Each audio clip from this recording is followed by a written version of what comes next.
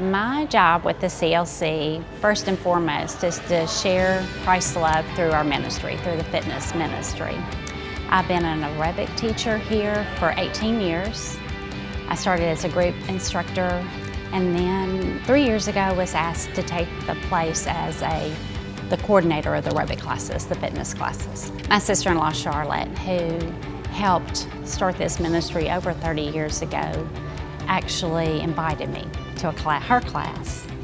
And after a couple of weeks, I was sold. I loved it. I loved the fellowship, and I loved the change in my body through exercise. And there have been times when actually I felt God saying, I'm pulling back. There are not going to be as many people. And from that,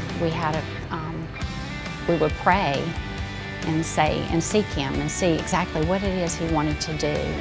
And we got to a point last year where there were not as many coming. And that was right before someone approached me about Rocksteady Boxing. And since then, since the Rocksteady Boxing has come in, both their classes have expanded exponentially, but so have our fitness classes. It was almost as if God was preparing the way to expand this ministry in ways that we had no clue were about to happen. When we have the resources from tithes and offerings, we're able to equip our facility better to meet the needs of those who walk into exercise, and they'll come back over and over again. I work in the downtown area, and a really good friend of mine used to be a member of the CLC, and we were talking about starting to exercise and finding a time that's good to be able to do it, and she suggested we come in at lunchtime since we both work in the downtown area. And so I said, sure, we'll try it. So the first class I did was the spin class, which was like, I felt like noodles. I'm not ever coming back to this class. And she was like, oh yeah, we gotta come back. But I really found that I enjoyed it. And so it was like I continued to come and started coming to other classes. And I have to admit, I think the spin class now is probably my favorite class. It's such a great ministry in that you get to interact with a lot of different people.